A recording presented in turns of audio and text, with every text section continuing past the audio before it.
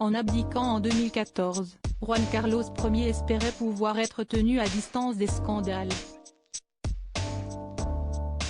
Mais l'ancien roi d'Espagne voit son passé refaire surface avec le podcast Corina et le roi qui donne la parole à son ex-maîtresse et la diffusion, sur HBO, de la série documentaire Sauver le roi décortique, elle, la protection dont il a bénéficié pour taire ses scandales, alors qu'il bataille contre son ancienne amante devant la justice. Des détails impliquant son fils Felipe, actuel monarque marié à Letizia, ont fait ainsi surface. L'Espagne tout entière est tenue en haleine par les déclarations qui ressortent de ce podcast, du documentaire et du travail de la justice.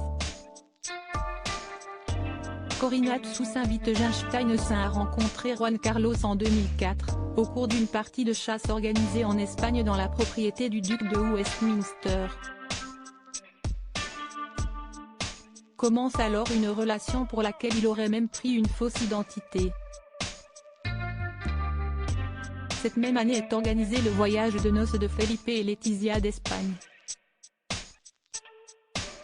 L'ancienne maîtresse du roi qui a abdiqué a expliqué dans le podcast comment elle a organisé en 2004, le voyage de noces des princes Felipe et Letizia, dont la moitié du coût fut facturé à un ami de Juan Carlos, indique Le Monde.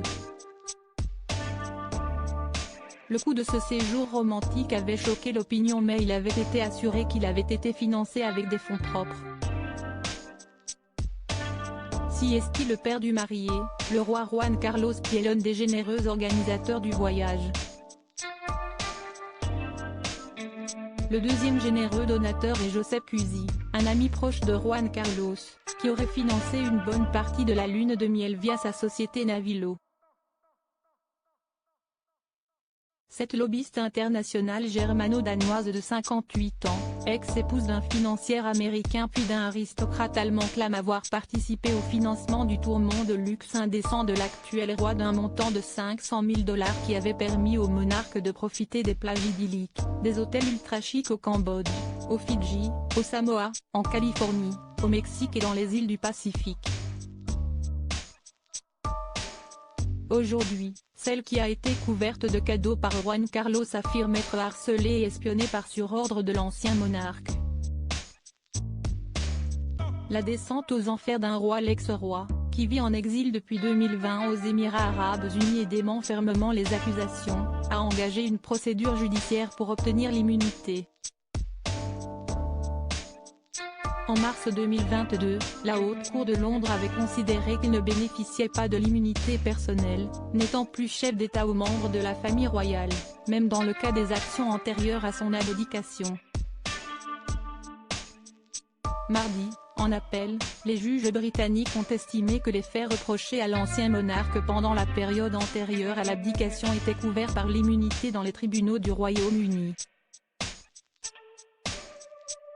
Cependant cette décision ne met pas fin à la procédure car la plupart des faits dénoncés par Corina Tsusainvitgenstein, également connue sous le nom de Corina Larsen, sont postérieurs à 2014.